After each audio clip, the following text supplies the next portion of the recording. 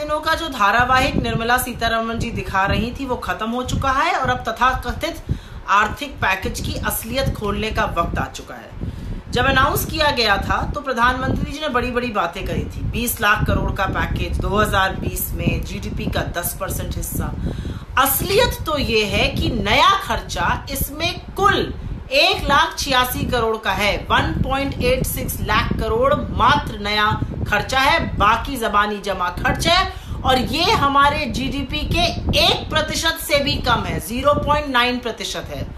एक बजट आया था, उसमें 30,42,000 करोड़ के खर्चे की बात थी, वो बजट में बात हो गई थी, उसी को पुनः प्रस्तुत कर दिया गया है। नया खर्चा मात्र 1.86 लाख करोड़ रुपए है और विडंबना की बात यह है कि इसका फायदा ना ग्रामीण क्षेत्रों में किसानों को, मजदूरों को, गरीबों को और तो और दिहाड़ी करने वाले लोगों को, भूमिहीन किसानों को मिल रहा है। यहां तक कि मध्यम वर्ग के पास भी पैसा खत्म हो गया, वो भी ऋण लेने पर आज मजबूर है। इनमें से किसी को ये पैसा नहीं मिल रहा है क्योंकि सरकार तो ऐसे कर रही है जैसे कि पेशेंट आईसीयू में है, आप उसको होम्योपैथी दे रहे हैं, उसकी ऑपरेशन करिए, उसको चुस्त दुरुस्त करिए, तुरंत उसकी ऐसे सेवा करिए।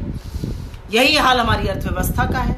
आप रिफॉर्म की बात कर रहे हैं, अरे ये रिफॉर्म 3, 4, 5 साल में अपना असर दिखाएंगे। दिक्कत आ जाए, परेशानी आ जाए, बातें आप बेगानी कर रहे हैं। और मैं एक बात और कहना चाहूंगी कि मनरेगा, जिसको आपने हमारी विफलताओं का पुलिंदा बताया था और बड़े अशोभनीय ढंग से बताया था प्रधानमंत्री जी, वो और खाद्य सुरक्षा कानून अभी भी संजीवनी का काम कर रहा है ग्रामीण इलाकों पर। धुरी बना हुआ है आज भी वो वेलफेयर की। तो मेरा आपसे और वित्त मंत्री जी से सिर्फ ये आग्रह है कि नीति और नियत दोनों साफ करिए, गरीबों के लिए दिल खोलिए। वक्त आज है खर्चा करने का, उनके लिए खर्चा करिए, बहुत देर ना हो जाए। और प्रधानमंत्री जी, विशेषकर आपसे मेरा अनुरोध है, सपने तो वो दिखाइए जो आप पूरे कर पाए। आप तो वही मुंगेरी लाल के हसीन सपने दिखाते जा रहे हैं जिनके पूरा करने में आप असमर्थ हैं और ना आपकी नीति है पूरा करने में, और लगता है आपकी नीयत भी साफ नहीं है पूरा करने के लिए। मनरेगा ही वो अब संजीवनी लग रही है जो ग्रामीण क्षेत्रों में, और बहुत ही अशोभनीय भाषा में प्रधानमंत्री मोदी जी ने पार्लियामेंट की फ्लोर पर इसका मजाक उड़ाया था और कहा था कि मैं इसको इसलिए जीवित रखूंगा जिससे आपकी विफलताएं बता सकूं। लेकिन आज तो सच ये है कि यही एक ऐसी स्कीम है, और जो खाद्य सुरक्षा कानून, 2 ऐसे बड़े कानून जो यूपीए की सरकार लाई थी, जो आज संजीवनी साबित हो रहे हैं हमारे ग्रामीण इलाकों में, और इसी के चलते लोगों को कुछ मदद मिल रही है। आपका जो एग्जैक्ट सवाल था कि क्या ये माइग्रेंट वर्कर्स के लिए, प्रवासी श्रमिकों के लिए पर्याप्त रहेगा, इसका जवाब है कि ये मदद जरूर करेगा, संजीवनी का काम करेगा, लेकिन पर्याप्त नहीं रह सकता है।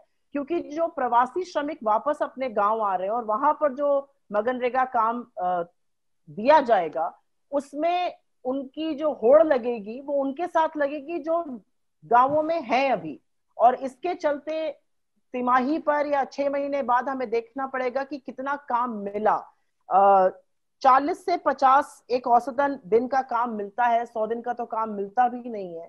और ये जो प्रवासी श्रमिक वापस आ रहे हैं, इनके पास ना पैसा है, ना वेतन है, ना जमा पूंजी है और ना आशा है।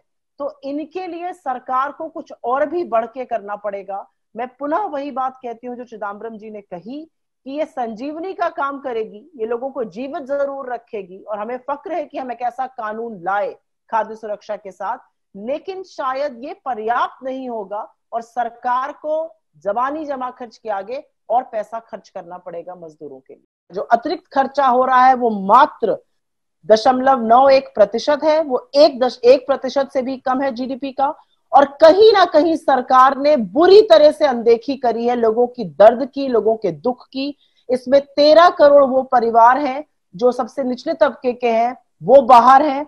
इसमें गरीबों के लिए, इसमें प्रवासी मजदूरों के लिए, किसानों के लिए, भूमिहर कृषि मजदूरों के लिए, दिहाड़ी मजदूर काम करने वालों के लिए, जिन लोगों ने अपनी नौकरी खोई है, 14 करोड़ से अनुमानित ज्यादा है जिनकी नौकरी गई है, जिनकी छटनी हुई है, वो लोग, असंगठित क्षेत्र के जो अनरजिस्टर्ड व्यवसाय हैं वो लोग जिनकी नौकरी चली गई है, स्वरोजगार, 7 करोड़ दुकानदार, और वो मध्यम वर्ग जिसका पैसा समाप्त हो चुका है और वो ऋण लेने को मजबूर है। और करीब करीब 6 करोड़ MSMEs भी इसमें दरकिनार करे गए हैं। तो कहीं पर सरकार ने उनके दर्द, उनकी वेदना की ऐसी अनदेखी करी और उससे मुंह फेर लिया है।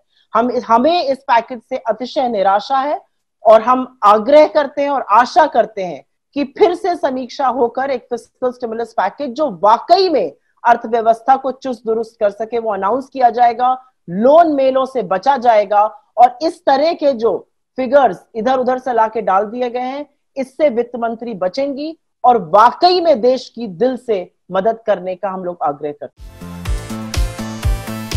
अगर आपको हमारे वीडियोस पसंद आए तो प्लीज लाइक करें, सब्सक्राइब करें और शेयर करें।